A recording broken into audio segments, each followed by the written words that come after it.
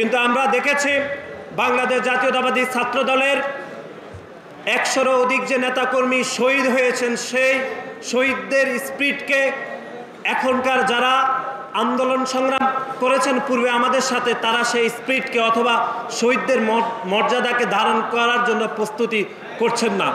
আমরা দেখেছি বিভিন্ন বিশ্ববিদ্যালয়, বিশেষ করে ঢাকা বিশ্ববিদ্যালয় সহ বিভিন্ন বিশ্ববিদ্যালয়ে যে মাননীয় উপাচার্যগণ নিয়োগ দেওয়া হয়েছে, সেই সকল উপাচার্যগণকে জুলাই এবং আগস্টের গণ অভ্যুত্থানের আন্দোলনকে যারা বেগবান করেছেন, যে সকল শিক্ষকদেরকে তাদেরকে ঢাকা বিশ্ববিদ্যালয়ের বিভিন্ন উপাচার্য সহ বিভিন্ন ডিপার্টমেন্টে আসলে তাদেরকে দায়িত্ব দেওয়া হয়নি। আমরা দেখেছি জুলাই এবং আগস্টে গণ অভ্যুত্থানকে সফল করার জন্য বাংলাদেশের যে সকল শিক্ষকরা বিভিন্ন প্রেক্ষাপটে অবদান রেখেছেন, তাদেরকে বাংলাদেশের বিভিন্ন বিশ্ববিদ্যালয়গুলোতে দায়িত্ব প্রদান করা হচ্ছে না। আমরা যদি আজকের এই যৌথ সভা থেকে প্রশ্ন করতে চাই যে ঢাকা বিশ্ববিদ্যালয়ে যে মাননীয় উপাচার্যকে দায়িত্ব দেওয়া হয়েছে, সে মাননীয় উপাচার্যের জুলাই এবং আগস্টে কী ধরনের অবদান ছিল, কেউ কিন্তু বলতে পারবে না। যারা জুলাই এবং আগস্টের গণহত্যার বিরুদ্ধে সোচ্চার ছিলেন, তাদেরকে ঢাকা বিশ্ববিদ্যালয় সহ কোনো বিশ্ববিদ্যালয়ের বড় বড় কোনো দায়িত্ব দেওয়া হয়নি।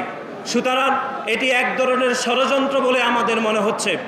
এবং বাংলাদেশ জাতীয়তাবাদী দলের আদর্শকে তারা ধারণ করেন, যারা বিএনপির ভারপ্রাপ্ত চেয়ারম্যান জনাব তারেক রহমানের নেতৃত্বে যে সকল শিক্ষক নেতৃবৃন্দরা রাজপথে ঝাঁপিয়ে পড়েছেন, তাদেরকে বড় বড় দায়িত্ব প্রদানের ক্ষেত্রে এই অন্তর্বর্তীকালীন সরকার এক ধরনের অনীহা প্রকাশ করছেন, অথবা আমাদের দলের আদর্শ ধারণ করছেন বলে ওই সকল শিক্ষকদেরকে বিভিন্ন পদে দায়িত্ব প্রদান করতে অন্তর্বর্তীকালীন সরকার বিভিন্ন তালবাহানা করছেন।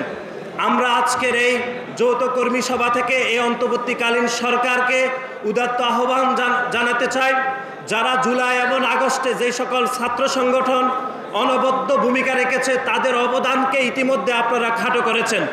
আপনারা দেখেছেন যে বাংলাদেশের জুলাই এবং আগস্টে যে 2000-এরও অধিক ছাত্র জনতা গুলিবিদ্ধ হয়ে শহীদ হয়েছেন, তার মধ্যে শহীদ মুগ্ধ, শহীদ ওয়াসিম এবং শহীদ সাঈদকে একটি আইকনিক শহীদ হিসাবে এদেশের ছাত্র জনতা গভীরভাবে মনে রাখছে। কিন্তু আমরা দেখেছি এই অন্তর্বর্তীকালীন সরকার পাঠ্যপুস্তকে শহীদ ওয়াসিমের নামটি বাদ দিয়ে শুধুমাত্র সাঈদ এবং মুগ্ধের নামটি অন্তর্ভুক্ত করেছে। কেন ওয়াসিমের নাম কেন বাদ যাবে? কারণ ওয়াসিম বাংলাদেশ জাতীয়তাবাদী ছাত্র দলের একজন কর্মী হওয়ার কারণে তার নামটি পাঠ্যপুস্তক থেকে বাদ দেওয়া হয়েছে, যেটি আমরা গণমাধ্যমে এর আগে কথা বলেছি।